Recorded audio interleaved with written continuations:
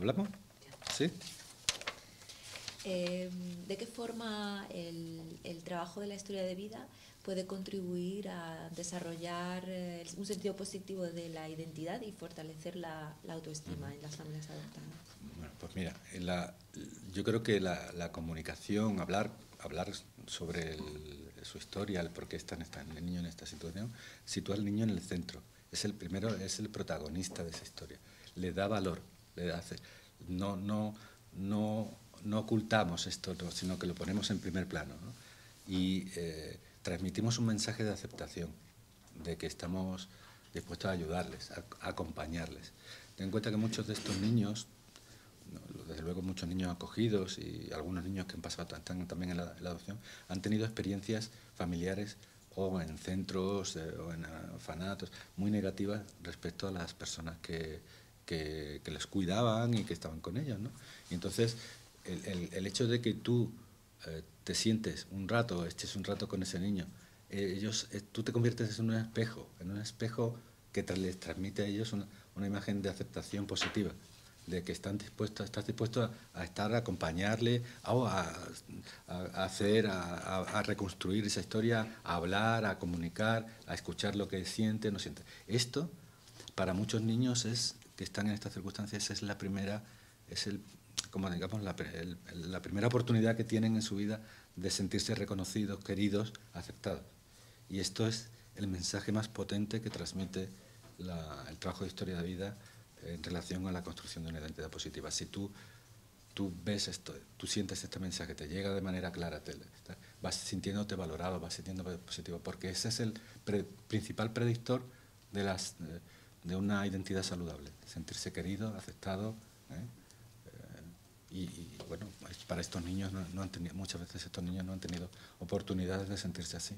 Así que y eso, claro, haciendo actividades, jugando, pasando un buen rato, compartiendo. Esa es la manera, sí. Y, por ejemplo, ¿qué le diría a las familias que se plantean empezar a hacer hacer este proceso, ¿no? a vivir este proceso con sus hijos y con sus hijas? ¿A partir de qué edad se podría comenzar a trabajar? Bueno, ¿Y se puede siempre trabajar este tema en cualquier situación, con cualquier tipo de niño o de niña? Bueno, sí. Verás, yo creo primero, conviene empezar, aunque tú no hagas trabajo de historia de vida, cuando hablamos de trabajo de historia de vida hablamos de libro de vida, de hacer actividades, ¿vale? Más o menos sistemáticamente, más o menos tal, con los niños. Pero lo que no puedes dejar de hacer es comunicar. Y eso quiere decir que si tú si has adoptado un niño pequeño, un bebé o de un año o 2 años, tal, tienes que empezar a hablar, como hemos comentado antes, tienes que hablar de que es un niño adoptado, de que está en acogimiento, que tiene tal. Tienes que hablar, comunicar es fundamental y eso no puede esperar. Eso tiene que ser desde el principio. Y tienes que tomar la iniciativa, tienen que ser los padres adoptivos o los acogedores los que tomen la iniciativa de este proceso.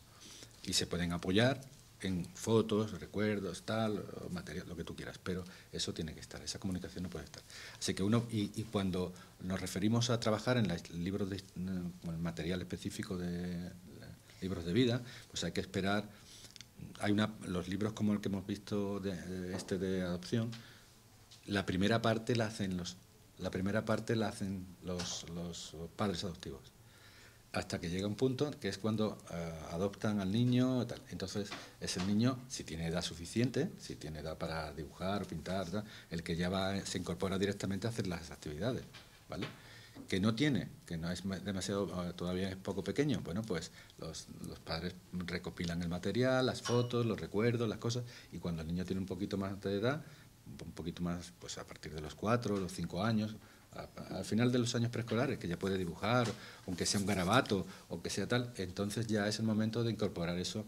El trabajo de vida tú lo haces con un niño siendo depositario de sus recuerdos, de cuando salió el primer diente, de cuando se cayó por no sé dónde, de cuando hizo tal cosa, haciendo fotos, álbumes, todo eso lo vas haciendo. Y cuando el niño tiene edad suficiente para poder realizar actividades sencillas de dibujo, de tal, pues poco a poco incorporarlo a esa actividad, claro. El libro que teníamos nosotros, el de Viaje a mi historia, pues era para empezar a hacer el libro en torno a los 6 años, 5 o 6 años. Antes es muy difícil porque muchas de los niños no tienen capacidad para hacer algunas de esas actividades, ¿vale? Lo puedes compartir con ellos. Tú hablas con ellos, lo tienes al lado tuyo, pero las haces tú. O pones la foto tú, porque el niño le pone la foto y te llena aquello de, ¿sabes? Pero bueno, así, sí, sí.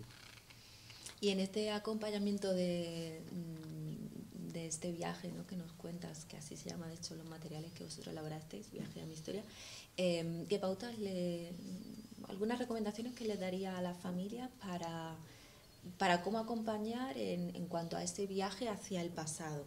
Así algunas pequeñas recomendaciones. Bueno, yo creo que primero tienes que... Yo siempre digo lo mismo, vamos, lo voy a repetir, pero no quiero ser muy pesado. Pero no, la información es importante, los datos son importantes, pero no es lo más importante, ¿vale? Entonces, algunas familias pueden sentirse a lo mejor un poco mal porque no tienen información suficiente del niño, de la familia o de las circunstancias, ¿no? Entonces, claro, eso es lo primero que tienes que tener claro, que aunque no tengas mucha información, lo más importante es la calidad de esa comunicación, ¿vale? Y entonces, cuando no tienes información que meter en un libro de vida, ¿qué haces? Pues hablas sobre cómo se imagina el niño que será su familia, en qué se parece esa familia a la que tiene ahora, en qué cosas no se parecería, qué te gustaría decir, si le pudieras decir, cómo crees que sería tal cosa. Es decir, es hablar con él sobre las preguntas y las cosas que uno tendría en la cabeza, sobre todo los niños que a partir de 6, 7 años empiezan a preguntarse qué significa la adopción o qué significa el acogimiento, pues a darle cauce a explicar todo eso. Y aunque tú no tengas esa información, decirle que estás a su lado, que estás a su lado y que si él quiere o ella quiere, mañana o cuando sea, conocer más, saber más, pues que podemos emprender un viaje, podemos hacer un viaje juntos, sin sentirte amenazado, sin sentir que te van a sustituir por otros padres, ni nada de eso, ¿sabes?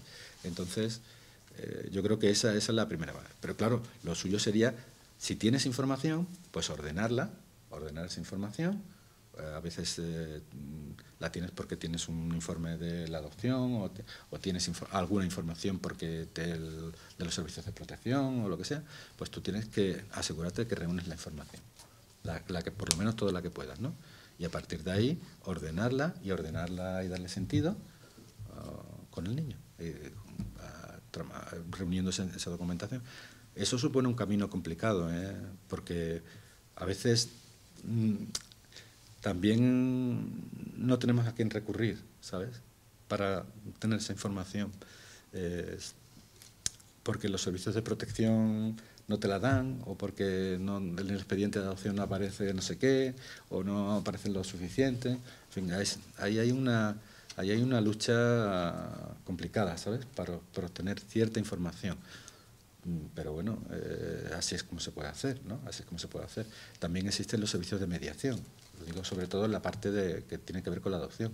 Los servicios de mediación, que son parte, o los programas de mediación que son parte del servicio posadopción.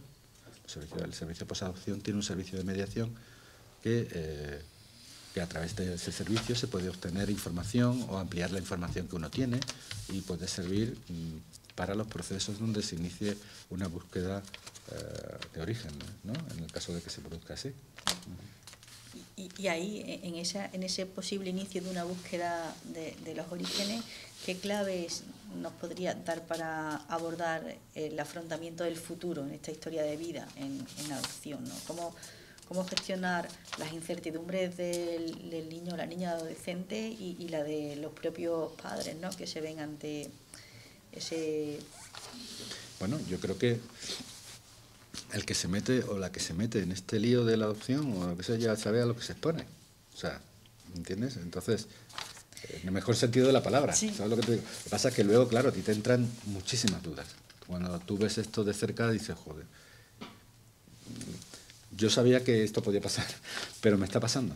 Me está pasando y cuando me está pasando a mí, sientes todas las dudas del mundo. Sientes la inseguridad.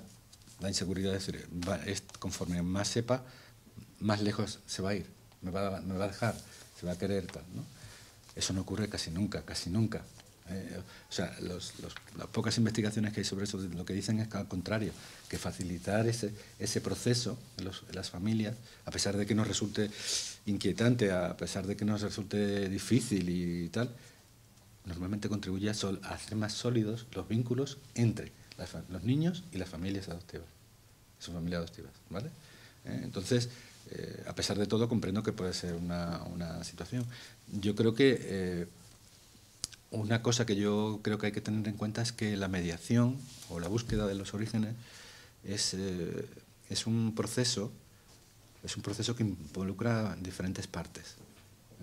Partes que es la tuya, la parte de la familia adoptiva, y del niño, pero también a otra parte. Entonces, eso hay que tenerlo muy en cuenta porque no... Y claro, puede ser que uno, si tiene unas expectativas sobre la búsqueda de origen muy altas, es decir, que como que yo voy a ir allí, voy a ir a la casa y voy a conocer a esta persona, a ver, estas expectativas hay que trabajarlas. Digo, en los adolescentes o los niños, ¿no? Hay que trabajar un poco las expectativas, hay que trabajar un poco las ideas que uno tiene sobre lo que va a pasar. Claro. Previamente. Y también pensar que no sé, que a veces pensamos que todas las búsquedas de los orígenes tiene que conducir a que tú vayas a tener un contacto físico con tu madre biológica o algo así, ¿no? Y esa es otra cosa que lo que sabemos sobre el tema indica que no, que la mayor parte de las que hay muchos tipos de búsqueda de los orígenes, ¿sabes? Y que esa búsqueda es, la mayor parte de los casos es una búsqueda, no implica un conocimiento directo, sino más bien un saber, un conocer dónde, cómo, por qué. A veces eso simplemente se reduce a conocer un poco dónde vive, cómo está, o a un intercambio de una carta, ¿no? Yo te escribo, se lo doy al servicio de mediación, el servicio de mediación se lo hace llegar a esa persona te contesta por carta.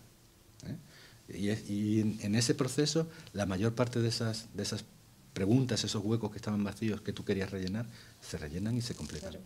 Se completan. Pero, bueno, hay quien todavía que desea conocer. Y la mayor parte de las búsquedas se refieren más a los hermanos que puedan estar a lo mejor en otras medidas, que incluso a los padres, ¿no? Y bueno, yo creo que hay que estar también, hay que trabajar esas expectativas, hay que trabajar todo el proceso, lo que significa, y después del proceso también. Si tú te encuentras allí, imagínate que tienes un encuentro con tu familia, o te mandan un vídeo, las redes sociales ahora además funcionan que no veas, y hay mucha gente que hace esas búsquedas a través de redes sociales, lo cual tiene su riesgo, pero bueno, ves esa foto, entonces, ¿qué has sentido? ¿Cómo lo has vivido? ¿Qué querrías? ¿Se te ha quedado algo? No. A veces ves eso y dices, y hace la pieza esa de tu identidad que estaba un poco bailando, hace de pronto, clac. Y ya está. Ya está. Ya me quedo tranquilo, ¿sabes? Si no tienes como un rum, tienes como en la cabeza, plin, ¿y por qué yo? Esto no fue. Y estás así, ¿sabes? Y de pronto hace aquello, plin. Te quedas, ya peso que me he quitado encima, ¿no? Bueno, lo que pasa con la adopción es que la identidad adoptiva es para toda la vida, ¿no? Y entonces cuando de pronto tú tienes un hijo tuyo, te casas y tienes un hijo tuyo y piensas otra vez, ¿cómo me pudieron a mí? ¿Por qué me pasó a mí aquello? No sé qué, no sé cuánto. Vuelves a darle vueltas a la cabeza. Cuando fallece tu madre biológica, la abuela, se muere ya, la pobre, piensas, me he quedado, ¿dónde estoy? ¿Qué pasa? Es decir, tu vida está continuamente un poco en ese eje de la adopción y, bueno, no todos los... También hay que decir, bueno, yo, si quieres preguntarme, pero yo me lanzo mucho, entonces hay una cosa que es importante también decirle, yo creo que a las familias, ¿eh? No todo el mundo busca, todo el mundo busca sus orígenes o busca rellenar esos huecos, ¿no? Pero no todo el mundo lo hace externo, no todo el mundo lo dice, lo manifiesta, siente la necesidad de hacerlo y de ir a buscar o de hacer, ¿no? La mayor parte de los niños adoptados, por ejemplo, se hacen preguntas. ¿Por qué me dejaron? No, ¿a quién me pareceré? Se mira en el espejo cuando tienes 13 años, ves, te miras allí en el espejo y miras, ¿a quién me pareceré yo? Me parece a mi madre biológica, ¿sabes? El legado, eso está ahí, ¿no? Y te haces preguntas, pero no se lo dices a nadie, no sale de ahí. Hablas, pero no buscas, no necesitas buscar. Así que hay muchos niños que se hacen es una búsqueda interna. Pero luego hay otra búsqueda externa, que es esta de la que hemos estado hablando, que no son todos. Y de los que son, solamente algunos llegan a culminar ese proceso como hasta el punto de conocer físicamente a su familia de origen. En cualquier caso, pues las familias entiendo que tienen que estar muy acompañando ese proceso y estando también observando mucho y muy atentas y muy receptivas a las emociones que este proceso de elaborar tu propia historia, de ser protagonista en esa construcción, ¿no? puedan darse. Bueno, es que yo creo que la familia adoptiva en ese aspecto tiene un papel fundamental. Verás, si no les ayudas, lo va a hacer de todas maneras. ¿Sabes? Si no los ayudas, lo va a hacer a escondidas. Si siente esa necesidad, si la siente de verdad, lo va a hacer a tus espaldas. Pero eso no está bien. Eso no está bien. No está bien hacer las cosas así. Si algún chiquillo o alguna chiquilla lo hace a tus espaldas, ¿qué significa eso? ¿Qué significa para la familia adoptiva? ¿Qué significa para ese? Ahí hay algo que está roto, ¿sabes? No, hemos dicho antes... La comunicación, esa ¿no? comunicación y ese legado de la adopción, que es un legado múltiple. ¿No? Es un legado compuesto por la historia del niño, por la historia de la familia biológica, por la historia de la familia adoptiva. Y esas son tres historias que tienen que encajar, ¿vale? Entonces, si yo cojo y a escondidas o me pongo a buscar yo por mi cuenta y no sin decirle a mis padres qué mensaje qué quiere eso decir, ¿no? Es decir, hay que perderle miedo a esto, tratar de perder, lo cual no quiere decir que no lo sientas tú luego cuando te metas en el proceso, que lo diga, uy, tal, o sea que, ¿vale? Pero que hay que perderle miedo y claro. cualquier otra solución es peor. ¿Sabéis lo que quiero decir? Claro, pero es importante el doble trabajo, el que haces con el niño o la niña y el que haces tuyo personal para gestionar. Claro, que yo creo que ese proceso, lo que querría decir también es que me parece que es un proceso lo suficientemente relevante, lo suficientemente importante para cuando llega, si es que llega, y no llega siempre, si llega ese proceso como para dejarse asesorar, como para dejarse ayudar. Y para eso están los servicios de posadopción, por ejemplo, ¿no? Que tienen un programa específico sobre mediación. Entonces, lo que te puede ayudar a preparar eso, a prepararte tú psicológicamente para iniciar ese proceso. A los chiquillos, a los niños, y a los hijos, ¿no? Porque ya, normalmente este tipo de situaciones se dan ya incluso en adolescentes, pero adolescentes tirando ya para muy mayores, incluso la primera juventud, ¿sabes? Una vez que ya son mayores de edad. Es decir, que son ya más personas relativamente hechas, ¿no? Entonces, bueno, que tú tienes que estar ahí, tienes que ayudar, porque claro, es que forma parte Claro. de la historia de tu hijo y de la persona, ¿sabes? Eso tiene que estar ahí, ¿no? Pero también te digo una cosa, tienes que estar dispuesto a que te den con la puerta en las narices, para decirlo, para que todo el mundo lo entienda. O sea que también yo quiero ir a verte a ti, pero tú dices, mira, no quiero saber nada. Entonces tú tienes que estar preparado para que te den con la puerta en las narices en un momento dado, ¿sabes? Y eso si tú no lo... A ver, si no lo trabajas un poco, si no estás preparado, si no te dejas querer, te dejas asesorar un poco, puede ser un proceso que reabra las heridas todavía más. Puede hacer más daño, ¿entendéis lo que digo? Y entonces no puede ser, no queremos que la gente sufra más, que ya tiene bastante con lo que ha tenido, ¿vale? Entonces, no improvisar las cosas, no plantarse, buscar por Facebook y aparecer de pronto en la casa de una persona sin que la persona sepa tal, ¿sabes? No, eso yo no lo veo. Bueno, Pues yo creo que ya sí, ¿no? Yo tenemos creo. bastante cosillas.